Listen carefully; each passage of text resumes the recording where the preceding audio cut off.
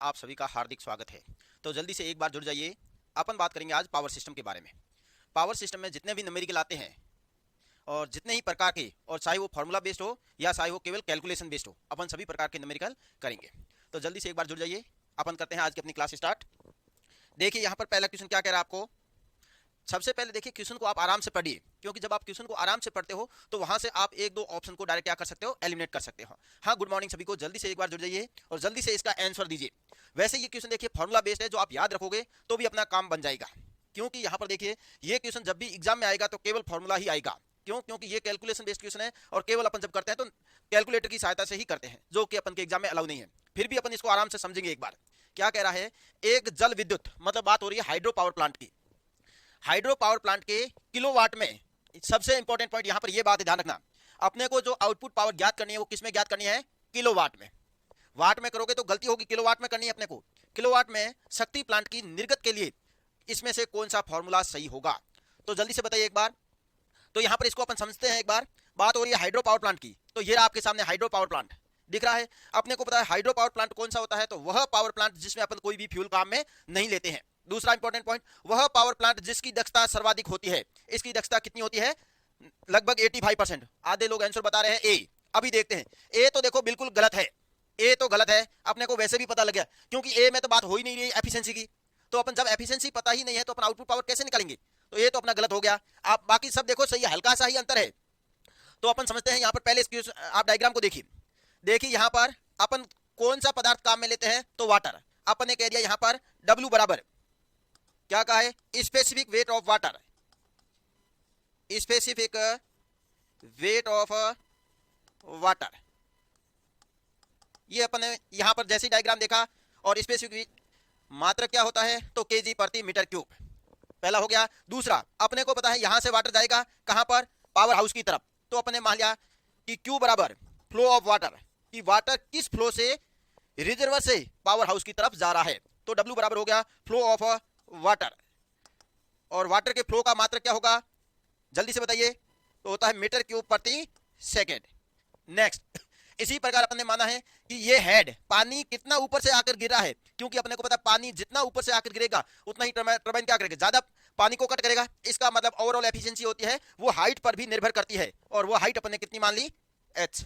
तो यहां पर देखिए head of water, head of water into एक अपनी और आएगी जो अपने मानी है ओवरऑल एफिशिएंसी। इन सब के ऊपर हाइड्रो पावर प्लांट की आउटपुट पावर निर्भर करेगी, और करेगी भी कैसे, समानुपाती। अब देखिए यहां पर मैं लिख रहा हूं इसका फॉर्मूला, कि हाइड्रो पावर की जो आउटपुट पावर होगी वो कितनी होगी, तो कितनी होगी, WQH इंटू एन। अब देखो वाटर ऊपर से आ रहा है तो वहां पर कौन सा बल कार्य करेगा, ग्रेविटी बल, गुरुत्वाकर्षण बल। तो गुरुत्वाकर्षण बल का भी अपन ने मान लिख दिया, कितना होता है 9.81। ये किसमें आ गया अपने पास, वाट में। तो ये अपना फॉर्मूला होगा, क्या है, WQH इंटू एन। आप कहोगे सर इसको 9.81 से मल्टीप्लाई क्यों किया, क्योंकि यहां पर कौन सा बल कार्य कर रहा है, गुरुत्वाकर्षण, और गुरुत्वाकर्षण में G का मान कितना होता है 9.81। अब अपने इसको पूरा का पूरा लिखा एक बार, तो देखिए यहां पर अपने पास क्या मिला। अब अपने को आउटपुट किसमें चाहिए, किलो में। तो किलो में करना है तो अपन क्या करेंगे, इसको WQH into n 9.81 into 10⁻³ kilowatt. ये अपने पास किलोवाट हो गए, और यही अपना सही आंसर है। यही अपना क्या है, सही आंसर है। अब देखिए आपका इसमें कौन सा आंसर सही था, हिंदी क्लास ओपन, हाँ हिंदी में ही पढ़ा रहे हैं सर।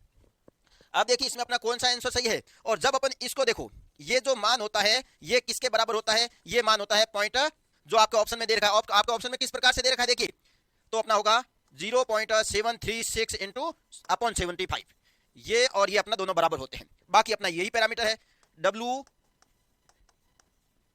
अब बताओ किसी को इसमें प्रॉब्लम, हाँ वेरी गुड, सही बता रहे हो काजल, कि 9.8 मीटर प्रति सेकंड, इसका तो अपने यही लिया है, तो यही अपना फॉर्मूला होगा। अब बताइए इसमें कौन सा आंसर सही है।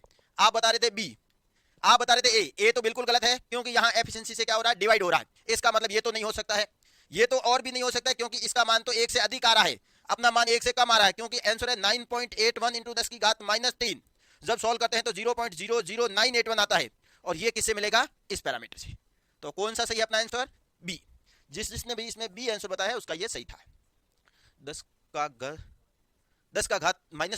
कैसे आया है, ये 10⁻³ क्योंकि देखिए जब अपन ने पावर निकाली थी तो ये वाट में आई थी, किस में आई थी, वाट में। इधर देखो, अब अपने को देखो यहाँ पर क्वेश्चन में क्या पूछ रखा है, किलो पूछ रखा है। तो इसको किलो में बदलने के लिए अपन क्या करते हैं, 1000 से भाग देते हैं। तो दे दो आप 1000 से भाग, और 1000 को मैं ऊपर लेकर आया तो क्या लिख दिया मैंने, 10 की घात -3। समझ गए अब तो? क्योंकि देखिए अपन जब पावर निकालते हैं वो वाट में आई है, अपने को चाहिए किलोवाट में। किलोवाट का मतलब क्या हुआ, 1000 का भाग देना। और जब आप 1000 का भाग दोगे तो आपके पास आंसर क्या आएगा, बी ऑप्शन इज करेक्ट। और ये आप हमेशा फॉर्मूला याद रखोगे, दोनों फॉर्मूले याद रखो। क्या होती है हाइड्रो पावर प्लांट की आउटपुट पावर क्या होती है, तो याद रखना 9.81 इंटू 10 की घात -3 इंटू WQH इंटू N, ये होगी अपनी किलोवाट में। ये भी सही है। या जब अपन इसको सॉल्व करते हैं तो 0.00981 इंटू सेम यही वापस, ये भी सही है। या जो अपने ऑप्शन में दे रखे हैं उसके अनुसार जब अपन सॉल्व करते हैं तो ये भी अपना सही है। समझ आ गया सबको? तो ये फॉर्मूला बेस्ड क्वेश्चन था जो आपको हमेशा याद रखना है। तो इसका सही आंसर क्या होगा अपना, बी। नेक्स्ट आगे आइए, अगला इसका आंसर जल्दी से बताइए। इसका आंसर तो सबको बताना है, ये तो नॉर्मल क्वेश्चन है हर एग्जाम में, चाहे आप ट्रांसफार्मर देख लो, चाहे आप अल्टरनेटर देख लो, चाहे आप मशीनें देख लो, चाहे आप पावर प्लांट देख लो, एफिशिएंसी हर किसी की पूछते हैं अपने को। लेकिन एक पॉइंट याद रखना, सबसे अधिक एफिशिएंसी किसकी होती है, तो हाइड्रो पावर प्लांट की लगभग 85% होती है। सबसे कम किसकी होती है, थर्मल पावर प्लांट की होती है, जो कि केवल 29% ही होती है। अब यहां पर देखिए, जल्दी से बताइए इसका सही आंसर क्या होगा। क्या कह रहा है यहां पर देखिए, एक मोटर में पावर का उत्पादन कितना हो रहा है, इसका मतलब अपने को उत्पादित पावर दे रखी है, उत्पादित शक्ति। उत्पादित शक्ति का ही मतलब होता है आउटपुट पावर। मतलब क्या होता है, आउटपुट पावर। तो आउटपुट पावर आपको दे रखी है, मतलब निर्गत पावर का मान आपको दे रखा है, कितना दे रखा है, 140 वाट। आगे देखिए, मोटर को दिया जाने वाला इनपुट शक्ति, इनपुट भी अपने को दे रखा है, कितना दे रखा है इनपुट, देखिए तो इनपुट शक्ति अपने को दे रखी है 176.84 वाट दे रखा दोनों। आपको क्या पूछा है, मोटर की दक्षता कितनी होगी, जल्दी से इसका आंसर आप ही बताओगे। अपने को दक्षता पूछी है किसकी, मोटर की, वो भी किसमें पूछी है, परसेंटेज में। तो जल्दी से बताइए क्या होता है फॉर्मूला हमेशा, आउटपुट शक्ति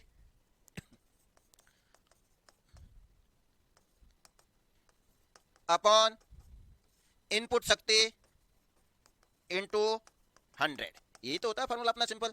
अब आप डिवाइड कर लीजिए, मान रखिए आउटपुट अपने को कितना मिला है 140, इनपुट कितना है अपना 176.84 इंटू 100। जल्दी से बताइए इसका आंसर क्या आएगा। सब कुछ आपके सामने लिख दिया मैंने यहाँ पर। आउटपुट पावर अपने को दे रखी है, इनपुट पावर अपने को दे रखी है, परसेंटेज दक्षता का मान अपन जानते हैं क्या होता है हमेशा, output power upon input power. और ये क्वेश्चन बहुत इंपॉर्टेंट भी है, क्योंकि चाहे आप मोटरों का पूछो, चाहे आपको पावर उत्पादन से पूछो, या चाहे आपको ट्रांसफार्मर से पूछो, कहीं ना कहीं एक जगह से आपको हर बार एग्जाम में पूछते भी है। क्या होगा इसका सही आंसर, जब अपन डिवाइड करते हैं तो लगभग आता है 79%, यही आएगा ना। एक बार डिवाइड करके जल्दी से देखिए इसको, शायद 79 के लगभग आएगा। ललित बता रहे हैं सी होगा सर, सी नहीं होगा, इसका आंसर होगा बी। यहां पर देखो कैलकुलेशन में गलती मत करना, सब ऑप्शन पास में दे रखे हैं, 76, 79, 81, 74। तो सही आंसर क्या होगा अपना 79। केवल कैलकुलेशन थी और कुछ भी नहीं था इसमें, तो क्योंकि सारे के सारे अपने फॉर्मूले लिख दिए हैं। तो इसका सही आंसर होगा अपना बी। हाँ अब बता रहे हैं, थोड़ा आंसर जल्दी दीजिए, ठीक है ना, थोड़ा कैलकुलेशन फास्ट कीजिए, क्योंकि यहां पर देखिए और कुछ है भी नहीं इसमें। नेक्स्ट, अब देखिए अगला बहुत इंपॉर्टेंट क्वेश्चन है ये भी। एक प्रतिघातक का मतलब क्या होता है, यहां पर देखिए अपन देखो 3 वर्ड है जिसमें कंफ्यूज होते हैं। एक तो होती है अपनी प्रतिबाधा, और प्रतिबाधा का मतलब होता है जेड। एक होती है अपनी प्रतिघात, और प्रतिघात को अपन क्या लिखते हैं आप खुद ही बताइए अब, क्योंकि यहां पर अपने को ये नहीं बोला है। हाँ सही है, वेरी गुड भारती कुमार, सही दे रहे हो आंसर, भारती कुमारी 79। एक होता है अपना प्रतिघात, प्रतिघात को अपन किससे रिप्रेजेंट करते हैं, कौन बताएगा एक बार कमेंट करके बताओ कि प्रतिघात को अपन किससे रिप्रेजेंट करते हैं। और यही अपने को यहां पर पूछा है, देखिए तो प्रतिबाधा को मेरे ख्याल से सबको पता होगा, प्रतिबाधा को अपन जेड से रिप्रेजेंट करते हैं और इसका मात्रक होता है ओम। तो प्रतिघात को अपन किससे रिप्रेजेंट करते हैं, तो याद रखना प्रतिघात को अपन रिप्रेजेंट करते हैं एक्स से। कोई भी डायरेक्ट एक्सएल और एक्ससी नहीं बोलेगा, क्योंकि एक्सएल कब बोलेगा, जब आपको कहे इंडक्टिव प्रतिघात या प्रेरकीय प्रतिघात, तो अपन बोलेंगे एक्सएल। अगर आपको बोले संधारित्र, तो अपन बोलेंगे संधारित्र प्रतिघात एक्ससी। यही 2 वर्ड है जिसमें आप कंफ्यूज होते हो हमेशा। लेकिन यहां तो अपने को न तो एक्ससी की बोला है न एक्सएल का बोला है, अपने को सिंपल एक्स का बोला है। और एक्स का मात्रक क्या होता है, इसका मात्रक भी ओम होता है। हो गया। नेक्स्ट, अब अपने को क्वेश्चन में क्या कह रहा है, देखो जिसका प्रेरणीय प्रतिघात अपने को दे रखा है, कितना दे रखा है 4 ओम। इसका मतलब यहां पर मेरे को एक्स का मान दे रखा है, कितना दे रखा है 4 ओम। और मैंने पहले ही बोल दिया है इसका भी मात्रक क्या होता है, ओम होता है। एक 120 वोल्ट एसी जनरेटर के टर्मिनल से जुड़ा हुआ है, अर्थात V का मान अपने को दे रखा है, कितना दे रखा है 120 वोल्ट। ये भी अपने को दे रखा है। प्रतिघातक से संबंधित शक्ति की गणना कीजिए, अर्थात अपने को P का मान ज्ञात करना है या Q का मान ज्ञात करना है। तो क्या होगा, कौन बताएगा? किसी को फॉर्मूला आता है इसका? क्या होगा इसका फॉर्मूला?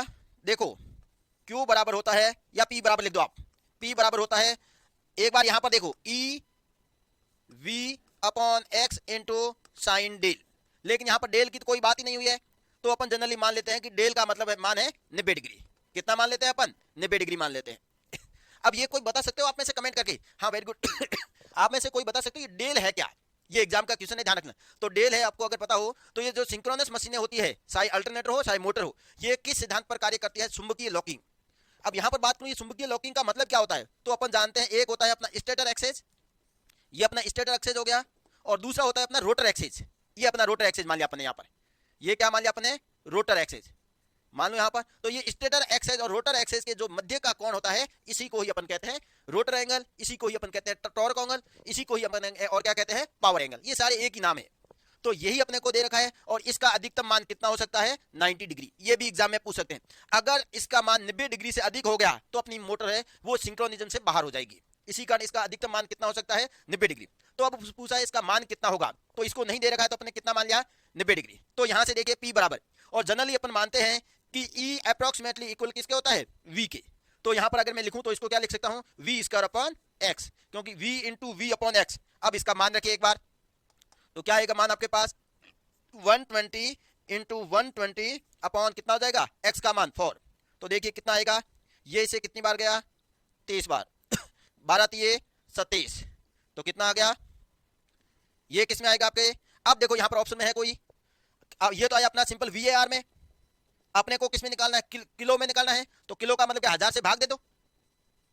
तो 1000 से जब अपन भाग देंगे तो अपने पास कितना आ जाएगा? 3.6 kVAR। जल्दी से कमेंट करके बताइए kVAR का पूरा नाम क्या होगा? जल्दी से बताइए kVAR का पूरा नाम क्या होगा? हाँ वेरी गुड, जितेंद्र ने इसका एकदम सही आंसर दिया है। इसका सही आंसर होगा अपना ए। तो यहां पर देखो जब भी न्यूमेरिकल करते हैं तो उसमें जितने भी क्वेश्चन बनते हैं उसको भी आपको ध्यान रखना है। तो यहां पर देखिए 2-3 क्वेश्चन आपके एक्स्ट्रा बन गए हैं।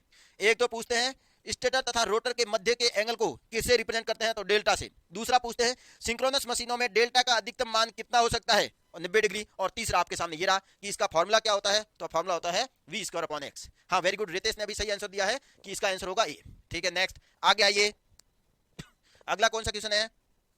इसका दीजिए आंसर। 733 क्या कह रहा है? शक्ति हानि की गणना करें यदि दो प्लांटों द्वारा उत्पन्न बिजली। दो प्लांट आपको दे रखे हैं, पहले मैं दो प्लांट अलग अलग बनाऊंगा। आंसर भी आगे, KVAR का पूरा नाम क्या बता रहे हो? Kilo volt ampere. Very good, सही आंसर, बहुत अच्छा। अब यहां पर देखिए दो पावर प्लांट है, तो मैंने कहा मेरा एक पावर प्लांट है ये जो बस बार B1 से जुड़ा हुआ है, और उसी प्रकार ये दूसरा पावर प्लांट है, मैं इसको मान लेता हूं मेरा पावर प्लांट कौन सा? A, और ये मैं मान लेता हूं मेरा पावर प्लांट कौन सा है? B। ये जनरेटर A है और ये जनरेटर B है। किससे जुड़ा हुआ है? बस बार से जुड़ा हुआ है। और अपन जानते हैं जब भी कोई जनरेटर किसी बस बार से जुड़ता है तो उसमें हानि होती है। तो इसको अपन ने कह दिया इसमें जो हानि है उसको खुद की हानि होती है, हमेशा 1 मानते हैं, तो B11 हो गया। उसी प्रकार इसकी खुद की हानि, ये मान लो मेरी बस बार 1 है, ये मेरी बस बार कौन सी है? 2 है, तो इस पर जो हानि हो रही है वो कितनी हो रही है? B22। ये तो अपन जानते हैं। अब जब दो पावर प्लांट को या जब दो जनरेटर को आपस में समांतर में जोड़ते हैं तो अपने को किसी ना किसी क्या ट्रांसमिशन लाइन की जरूरत पड़ेगी। जैसे मैंने देखो यहां पर इसको इस प्रकार से जोड़ दिया, तो ये भी लाइन है, इसमें भी हानि होगी, तो इसके कारण इस पर होने वाली हानि कितनी मालूम है? B12। इसी प्रकार इसके कारण इस पर होने वाली हानि क्या होगी? B21। लेकिन दोनों हमेशा क्या होती है? बराबर होती है। अरे लाइन एक ही है, चाहे B12 लिखो या B21 लिखो, कोई फर्क नहीं पड़ता इसे। ठीक है नेक्स्ट क्या लिखा राकेश? जल्दी बताए, आपने क्या पूछा? मेरे को कुछ पता भी नहीं चला यहां पर। अब देखो खुद की हानि है उसको अपने क्या लिखा? B11। इसी प्रकार ये दूसरा पावर प्लांट है तो खुद की हानि है किसे रिप्रेजेंट कर दिया अपने? B22। अगर एक दूसरे के सापेक्ष पूछते हैं तो या तो 12 या 21। अब देखो अपने को पूछा है कि कुल हानि कितनी होगी, तो फॉर्मूला क्या होता है? P बराबर B11 का होल स्क्वायर इंटू खुद की पावर प्लस B22 का होल स्क्वायर इंटू खुद की पावर, ये रही, प्लस क्या होगा? 2B12 या B21 लिख दो इंटू P1 इंटू P2 होगी। ये बहुत इंपॉर्टेंट फॉर्मूला, डायरेक्ट अपन के एग्जाम में पूछते हैं, डायरेक्ट अपन के एग्जाम में पूछते हैं। दोनों जनरेटर का करंट शॉर्ट क्यों जाएगा सर? लॉस किस प्रकार का होता है? हाँ, लॉस तो देखो ना, जब अपन ने पता है कि जब भी अपन किसी जनरेटर को किसी बस बार से जोड़ते हैं तो अपने को लाइन की जरूरत पड़ेगी या नहीं पड़ेगी? और लाइन की जरूरत पड़ेगी, मतलब हर पदार्थ का अपना प्रतिरोध होता है। तो जब प्रतिरोध होगा तो प्रतिरोध में तो हानि होगी ही होगी, चाहे आप कुछ भी नहीं कर दो। आप वहां पर ये मान सकते हो आइडियल, लेकिन कोई भी आइडियल नहीं होता है, उसमें हानि होगी। तभी तो आपने देखा नहीं, जैसे ही तार में से धारा बहती है तो वो वायर गर्म हो जाता है। गर्म होने का मतलब ये वहां पर हानि होना। अब इसके मान रखिए यहाँ पर, तो B11 का मान अपने को कितना दे रखा है? तो 0.001 कितना दे रखा अपने को? 0. यहां पर जो स्क्वायर है ना, ये अपने गलत किया है, यहाँ पर ये ध्यान रखना, P1 इंटू P2। अब देखिए 0.001 इंटू P1 का मान कितना दे रखा आपको? 50 मेगावाट। तो 50 का होल स्क्वायर कर लीजिए आप, प्लस B22 कितना दे रखा आपको? 0.0025 इंटू B2 का मान कितना दे रखा आपको? B2 का मान दे रखा है 40 का whole square, plus 2 into B1 B2 कितना दे रखा आपको? 0.0005 into P1 into P2 40 into 50। अब इसको जल्दी से सॉल्व कीजिए और आंसर बताइए। बस बार क्या होता है? बस बार वह लाइन होती है जहां पे अपन लोड को कनेक्ट करते हैं। क्या होता है आप समझिए एक बार। आप कह रहे हो बस बार क्या होती है, जैसे देखिए मैं आपको सिंपल बताऊं। यहां पर ये मेरा एक क्या है, उत्पादन केंद्र है। अब ये मेरी लाइन जा रही है, ये मेरी क्या जा रही है? लाइन। तो इस लाइन को डायरेक्ट तो मैं यहां पर जोड़ नहीं पाऊंगा, तो मैं क्या करता हूं, यहां से ली मैंने यहां पर बस बार ले ली। अब देखो ये लाइन यहां पर जोड़ दी, इसी प्रकार ये लाइन यहां पर जोड़ दी, इसी प्रकार यहां पर ये जोड़ दिया। तो ये जो आपको दिख रही है ये अपनी बस बार है। तो बस बार का मतलब क्या होता है आप समझिए एक बार। बस बार का मतलब होता है वह लाइन जिसकी सहायता से अपन पारेषण लाइनों में पावर को भरते हैं। आपको अभी भी समझ में नहीं आ रही, मैं और बताऊं। देखो मैं कह रहा हूं इसको जाने दो, ये लाइन अपने घर से पास से जा रही है, आपने देखा ही होगा। और ये अपने घर के पास क्या लगा हुआ है? पोल लगा हुआ है। अपन क्या करते हैं, यहाँ पे टैपिंग करके अपन के घर में सप्लाई लेते हैं या नहीं लेते? तो ये वाला जो भाग होता है जहां पे आपने टैपिंग की है, यही आपका कहलाएगा बस बार। बाकी ये सारी की सारी लाइन कहलाएगी, ये वाला भाग क्या कहलाएगा? बस बार। तो एग्जाम में पूछते हैं बस बार किसकी बनी होती है? तो बस बार उसी की बनी होती है जिसकी लाइन बनी होती है, क्योंकि बस बार का मतलब होता है जहां पे आपने टैपिंग करते हो ना, वही आपका कहलाता है बस बार। आ जाए यहां पर। तो इसका सही आंसर क्या होगा? जल्दी से कैलकुलेशन कीजिए इसकी। तो क्या होगा? 0.001 इंटू ये कितना हो जाएगा? जल्दी से बताइए इसका आंसर। अब तो ये कितना हो जाएगा? 0.00 इंटू 2000। अब आप कर लोगे इसका आंसर क्या होगा? जल्दी से इसका आंसर बताइए। जब अपन इसको सॉल्व करेंगे तो अपना आंसर आएगा 4.5 मेगावाट। या कर लो कोई बात नहीं, ये गया यहां से कितना आ जाएगा? 1000, 2 जीरो से 2 जीरो गया, कितना आ गया यहां से? 2.5 प्लस इसको भी करिए, ये हटाया आपने, कितना आ गया? 2 जीरो से 2 जीरो गया,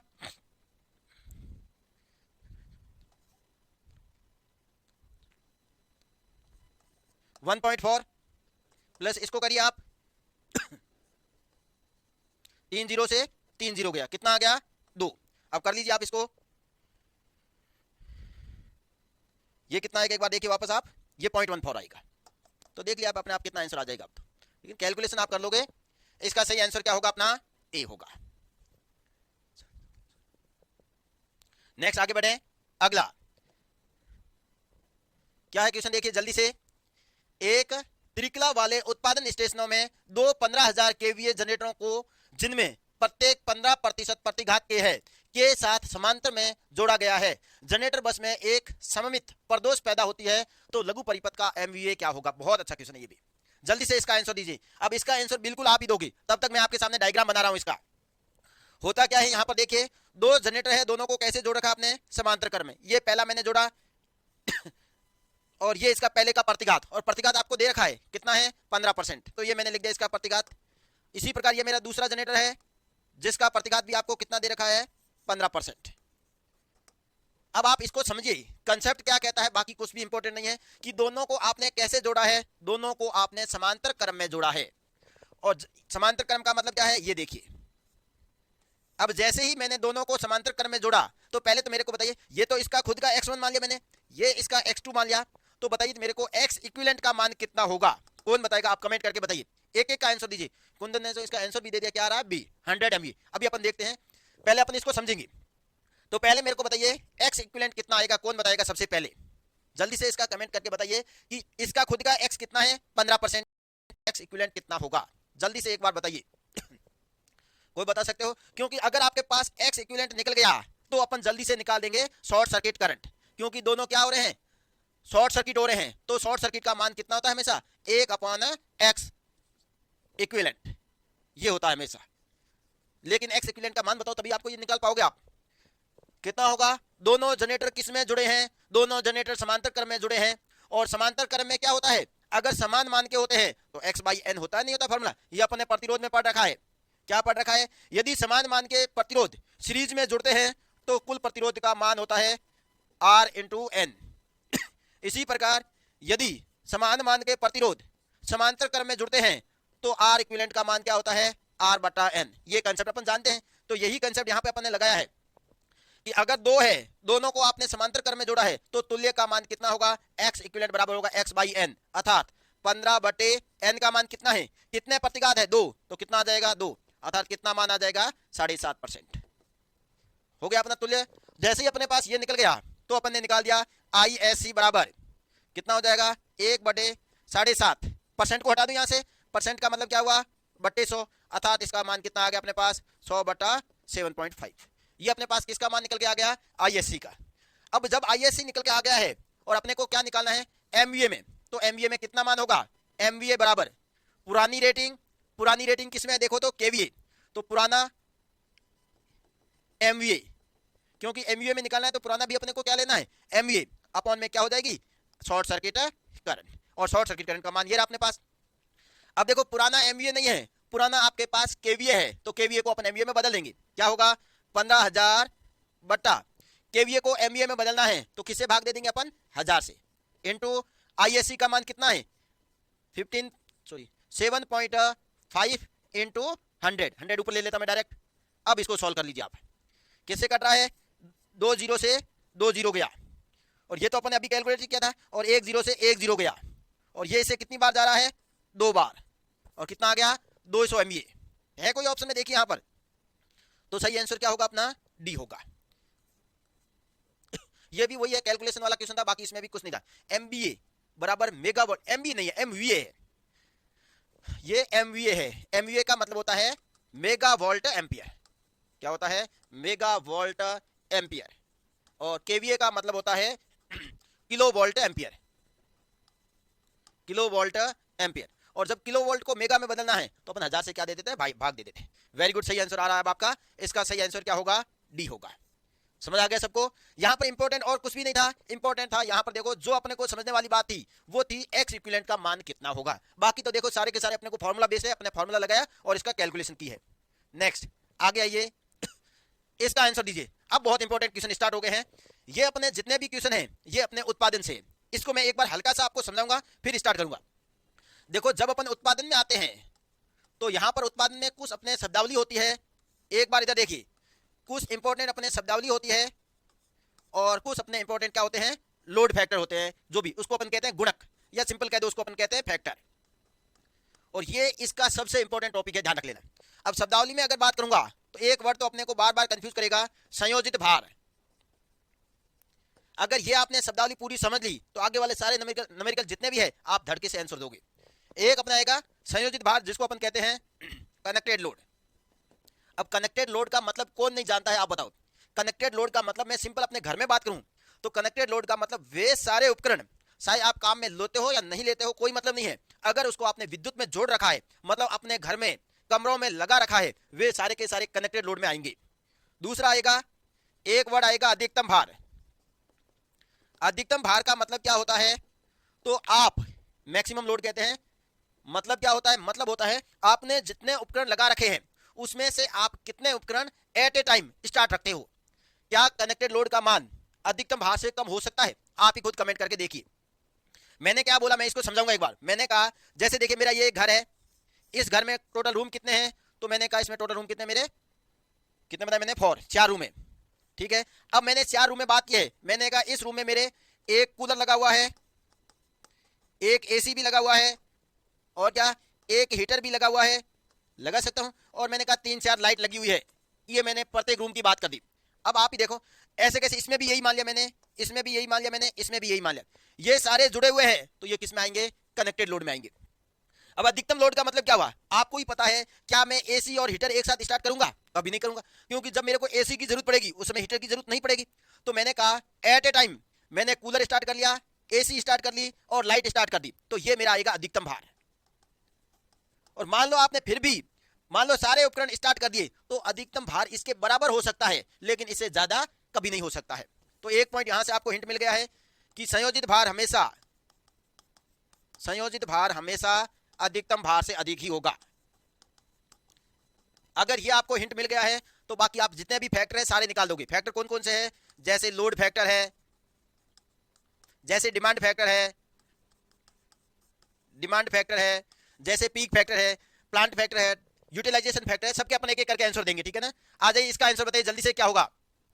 एक जनन केंद्र की यूनिट उत्पादन आपको दे रखा है, और वो भी कब दे रखा है? प्रति वर्ष दे रखा है। मतलब एक वर्ष में यूनिट उत्पादन। यूनिट का मतलब तो जानते हो ना? जानते हो तो जल्दी से बताओ यूनिट का मतलब क्या होता है। तो यूनिट का मतलब होता है, देखो, चाहे आपको यूनिट कह दो, चाहे आपको किलोवाट आवर कह दो, चाहे आपको बीओटी कह दो, ये तीनों एक ही नाम है। इसी कारण तो एग्जाम में पूछते हैं बीओटी का मतलब क्या होता है, तो बीओटी का मतलब 1 किलोवाट आवर ही होता है। बीओटी का मतलब क्या होता है? बीओटी का मतलब 1 यूनिट ही होता है। सेम ही बात होती है, ध्यान रख लेना। तो एक वर्ष में यूनिट उत्पादन, कोई पावर प्लांट है जो एक वर्ष में कितने यूनिट उत्पादन कर रहा है, तो आप खुद देखिए 61.5 इंटू 10⁶ यूनिट विद्युत का उत्पादन कर रहा है। तो आपको क्या पूछा है? उस जनन केंद्र की औसत भार क्या होगा। तो क्या आप नहीं निकाल सकते हो? औसत का मतलब क्या? एवरेज, आप कितना उत्पादन करते हो। तो औसत यूनिट उत्पादन कितना होगा? यूनिट उत्पादन आप कह रहे हो, मतलब नहीं समझ आया। मतलब होता है कि प्रति घंटे कितनी यूनिट का उत्पादन कर रहे हो। तो आपको ही पता है एक वर्ष में आप कितनी कर रहे हो।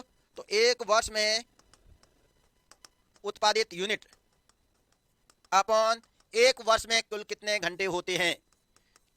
एक वर्ष में कुल घंटे कितने होते हैं, तो देखिए कुल यूनिट का उत्पादन कितना कर रहे हो, 61.5 इंटू 10⁶ अपॉन एक वर्ष में कितने घंटे होते हैं, तो सबको निकालने आते हैं, कितने होते हैं? 8760। फिर भी अगर समझ नहीं आए तो एक वर्ष में कितने दिन होते हैं, तो 365। एक दिन में कितने घंटे होते हैं, तो 24। गुना करिए, यही आएगा आपका। सेम ही आंसर है। तो इसको आप सॉल्व कर दीजिए। इसका सही आंसर क्या आएगा? अब जल्दी से आंसर दीजिए। अभिनव ने बताया है इसका सही आंसर आएगा डी। अब आप खुद देखिए, कैलकुलेशन कीजिए और इसका सही आंसर बता दीजिए। और इसका सही आंसर होगा अपना बी। क्या होगा? बी होगा। समझ आ गया ना सबको? कैसे अपन निकालेंगे?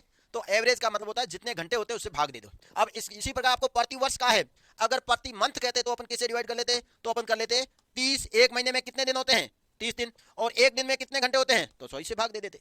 तो ऐसा भी आपको पूछ सकते हैं। तो इसका सही आंसर क्या होगा? अपना बी होगा। नेक्स्ट, जल्दी से बताइए इसका आंसर क्या होगा। अब बिल्कुल टाइम नहीं लगना है, ध्यान रख लेना, क्योंकि अब आपको सारे के सारे फैक्टर मैंने समझा दिए हैं, वही के वही फैक्टर बार बार रिपीट होंगे। एक उपभोक्ता का कनेक्टेड लोड, देखो ये आपको कह दिया है कनेक्टेड लोड। कनेक्टेड लोड का मतलब क्या है? संयोजित भार।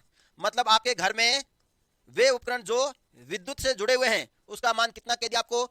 2 किलोवाट। और अधिकतम मांग कह दो या अधिकतम भार कह दो, एक ही बात है।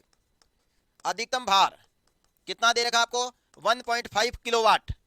तो क्या पूछा है? देखो पहला फैक्टर आ गया आपके सामने, डिमांड फैक्टर। आप कहो तो मैं इसके सबके फॉर्मूले लिख देता हूं आपके सामने। एक फॉर्मूला आएगा आपके सामने डिमांड फैक्टर का। क्या होगा डिमांड फैक्टर का मान? तो हमेशा याद रखना, अधिकतम मांग बटे, मैं ये फॉर्मूला बार बार नहीं लिखूंगा, यहां पर लिख रहा हूं सब एक जगह।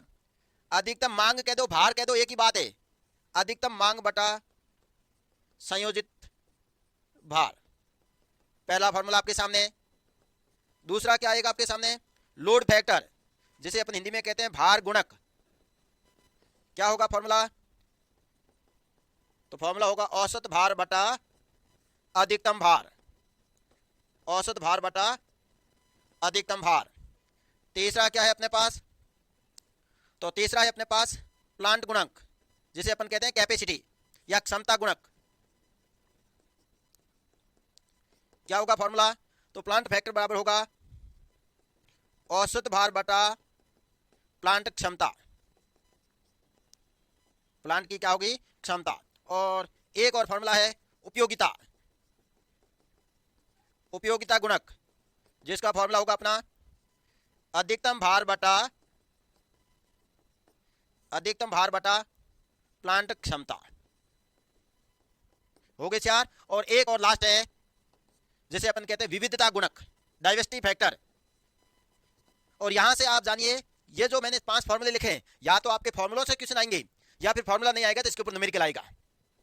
अलग अलग उपभोक्ताओं की अधिकतम मांग, अलग अलग उपभोक्ताओं की अधिकतम मांग, यहां पर वर्ड क्या है देखो, अधिकतम मांग बटा प्लांट पर अधिकतम भार, प्लांट पर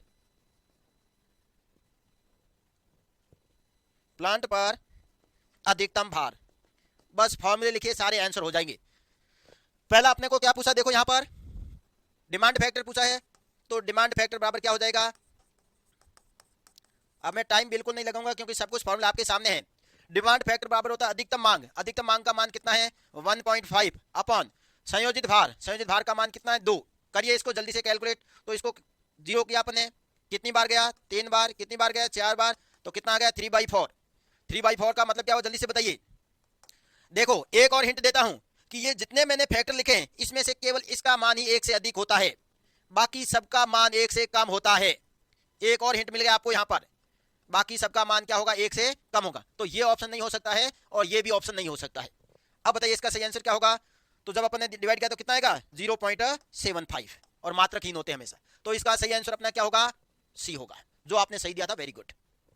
नेक्स्ट अगला बताइए, 25 मेगावाट पावर स्टेशन की अधिकतम मांग, मतलब उस पावर प्लांट की क्षमता आपको दे दी है, कितनी दी है, प्लांट क्षमता बराबर 25 मेगावाट। जल्दी से बताइए इसका आंसर क्या होगा। अब इसका आंसर आप लोग ही बताओगे, मैं बिल्कुल नहीं बताऊंगा, मैं केवल डेटा लिख दूंगा आपके सामने। और आपको अधिकतम भार कितना दे रखा है देखिए, तो अधिकतम भार दे रखा आपको 20 मेगावाट, और लोड फैक्टर का भी मान दे दिया आपको। लोड फैक्टर का मान कितना दिया हुआ है अपने को 50% दे रखा है। तो अपने को क्या पूछी है देखो, औसत मांग पूछी है। तो क्या ये भी अपन अभी भी नहीं निकाल पाएंगे। क्या होता है फॉर्मूला जल्दी से बताइए इसका। कुंदन बता रहे हैं 10 मेगावाट, वेरी गुड। देखते हैं अभी अपन जानते हैं, यहां से जैसे ही मैंने लिखा तो मैं जानता हूं लोड फैक्टर का जो फॉर्मूला लिखता हूं उसमें मेरे आता है औसत भार। औसत भार बटा क्या होता है अधिकतम मांग या अधिकतम भार। यहां पर कंफ्यूज मत होना, मैं बार बार बोल रहा हूं, चाहे भार लिखो चाहे मांग लिखो एक ही बात है। मान रखो सबके, इसका मान दे रखा है आपको 0.5, क्योंकि 50% का मतलब क्या हुआ 0.5। औसत आपको निकालनी है और अधिकतम आपको दे रखी है, कितनी दे रखी है 20। करिए कैलकुलेशन, और तो औसत भार का मान कितना हो जाएगा 10 मेगावाट। कौन सा ऑप्शन सही है अपना बी। समझ आ गया सबको। ये रितेश के ऐसे कैसे आ रहा देखो, हाँ सही बता रहा है बी, वेरी गुड। नेक्स्ट इसका आंसर बताइए जल्दी से कितना होगा। यदि शक्ति केंद्र पर अधिकतम मांग आपको दे रखी है तथा योजित भार भी आपको दे रखा है, तो मांग गुणक का मान कितना होगा। क्या ये हो सकता है, ये नहीं हो सकता, ये आइडियल स्थिति में होता है, बाकी कुछ भी हो सकता है, अभी अपन देखते हैं। तो डिमांड फैक्टर पूछा है अपने को, तो डिमांड फैक्टर बराबर क्या होता है फॉर्मूला अभी मैंने लिखा था जस्ट आपको, अधिकतम भार बटा संयोजित भार। केवल मान रखो, इसका आंसर आ जाएगा। अधिकतम कितना दे रखा आपको 900 किलोवाट दे रखा है। अब की बार देखो गलती क्या होगी, अब की बार देखो यूनिट अलग अलग दे रखी है, यहां पर किलोवाट दे रखी है, यहां पर मेगावाट दे रखी है। तो 900 किलो को कर दूं 10⁻³ वाट, और 1 मेगावाट, मेगावाट का मतलब क्या हो 10⁻6 वाट। अब देखो जब इसको मैं सॉल्व करूंगा तो ऊपर मेरे पास क्या है 9 × 10⁵5 इंटू 1 × 10⁻, कितनी आ जाएगी 6।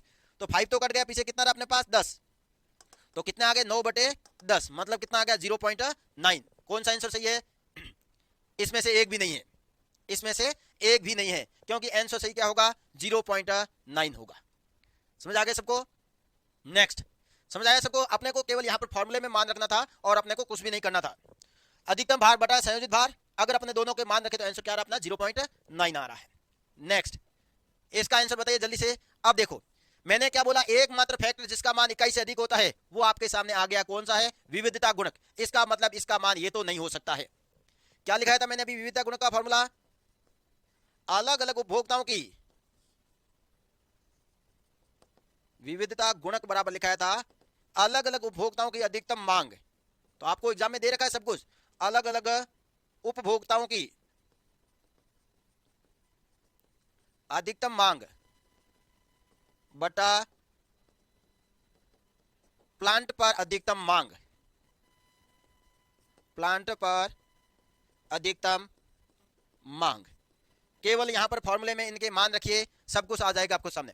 एक शक्ति केंद्र या पावर प्लांट एक ही बात है कि अधिकतम मांग कितनी दे रखी है आपको, 200 किलोवाट, 2000। तो ये मैंने लिख दिया, इसका मान कितना दे रखा आपको, 2000 किलोवाट। और अलग अलग भारों की अधिकतम मांग कितनी कितनी दे रखी है, देखो 400, 600, 800 और 200 और 500। और मात्रक देखो इसका भी किलोवाट है और उसका भी किलोवाट है, तो आपको लिखने की जरूरत नहीं है। तो 400, 600, 800, 200 प्लस 500 करिए, यहां पर कितना आएगा 2500। 2 जीरो से 2 जीरो गया, 5 से कितनी बार गया, 5/4 मतलब 1.25। कौन सा आंसर सही है अपना, बी ऑप्शन सही है। देखिए इस क्वेश्चन में क्या था, केवल फॉर्मूला था और कुछ भी नहीं था। वेरी गुड, भारती का सही आंसर है बी, काफी लोगों का सही आंसर है, वेरी गुड। नेक्स्ट इसका आंसर बताइए जल्दी से। अब ये आपके सामने सब कुछ आ गया, 100 मेगावाट क्षमता वाली। अब इसका आंसर आप ही दोगे, मैं बिल्कुल इसके आंसर देखूंगा आपके एक एक के, और सब आंसर दोगे इसका। मैं यहां पर लिख देता हूं, इसकी प्लांट क्षमता मेरे को दे रखी है, प्लांट क्षमता कितनी दे रखी है, 100 मेगावाट। क्योंकि ये अपने सब आ गए यहां पर, जितने भी अपने को क्वेश्चन पूछ रखे हैं या अपने जितने किए हैं सारे यहां पर मिल गए अपने को। 100 मेगावाट क्षमता वाले शक्ति स्टेशन पर अधिकतम तथा औसत भार दोनों दे रखे अपने को। अधिकतम कितना दे रखा है आपको, तो 95 मेगावाट। और औसत भार कितना दे रखा आपको, तो औसत भार आपको दे रखा है 90 मेगावाट। क्या क्या ज्ञात करना है आपको, जल्दी से आप लोग इसका आंसर बताइए मेरे को। एक तो आपको भार गुणक मतलब लोड फैक्टर, फॉर्मूला क्या होता है, औसत भार बटा अधिकतम भार, औसत भार बटा अधिकतम भार। बताइए आंसर जल्दी से। दूसरा आपने को क्या पूछा है, क्षमता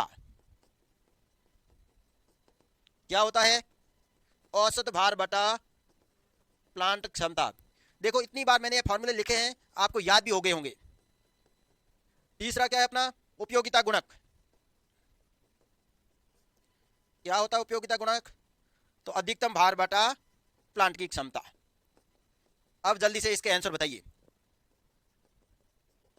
पहले बोला था आंसर आपको बताने हैं, इसके लिख मैंने दिए हैं। वेरी गुड, आंसर भी आने लगे हैं। क्या क्या है देखिए यहां पर, बी सी भी आ रहे हैं किसी की, वेरी गुड। देखते हैं अभी बी ज्यादातर लोगों के बी आ रहे हैं। अब अपन देखते हैं यहां पर औसत भार कितना है अपने पास, तो 90। अधिकतम भार कितना है अपने पास, 95। करो इसको, कितनी बार जा रहा है, 18 बार। कितनी बार जा रहा है, 19 बार। अब इसको आप डिवाइड करके जल्दी से बताइए मेरे को।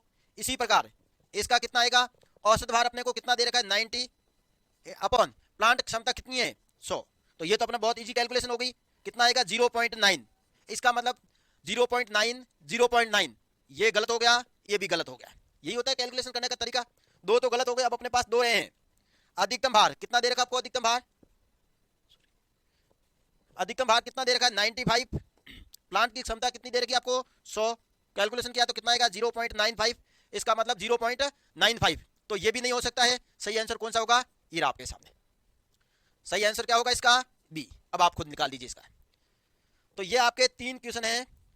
आज की जो क्लास है उसमें सबसे इंपॉर्टेंट क्वेश्चन भी यही था, क्योंकि इस क्वेश्चन में आपके तीनों क्वेश्चन वापस रिपीट हो गए हैं। नेक्स्ट आगे आइए, आज का अपन का लास्ट क्वेश्चन। जल्दी से बताइए इसका आंसर क्या होगा। 25 मेगावाट पावर प्लांट की अधिकतम मांग आपको दे रखी है, 20 मेगावाट है। वार्षिक लोड गुणक दे रखा आपको कितना है, 50% है। तो औसत मांग कितनी होगी, ये तो अपने कर भी दिया, याद हो तो कर लिया ना। इसका सही आंसर उस टाइम क्या आया था, 10 मेगावाट आया था। अभी अपने जस्ट किया था पहले, इसका सही आंसर क्या होगा, 10 मेगावाट। तो ये अपन के क्वेश्चन थे आज केवल जनरेशन के, ठीक है ना। आपको अगर किसी प्रकार का डाउट है तो एक बार जल्दी से कमेंट कीजिए। और इसमें भी देखो आपको क्या पढ़ना है, ये इंपॉर्टेंट है। तो आपको इसमें एक तो पढ़ने हैं जितने ये लोड फैक्टर है, चाहे लोड फैक्टर हो, चाहे डिमांड फैक्टर हो, चाहे क्षमता गुणक हो, चाहे उपयोगिता गुणक हो, चाहे विविधता कारक हो। एक तो ये कारक पढ़ने हैं आपको सारे के सारे, और एक आपको फॉर्मूला याद रखना है कौन सा, कि हाइड्रो पावर प्लांट के द्वारा उत्पन्न की गई शक्ति का मान कितना होगा। तो क्या फॉर्मूला था, WQH इंटू एन। अब उसको गुरुत्वाकर्षण के कारण क्या होगा, 9.81 से मल्टीप्लाई हो जाएगा। ठीक है, और नेक्स्ट कल की क्लास में अपन पढ़ेंगे इसका अगला भाग, ट्रांसमिशन और डिस्ट्रीब्यूशन। आज के लिए इतना ही, धन्यवाद सभी को।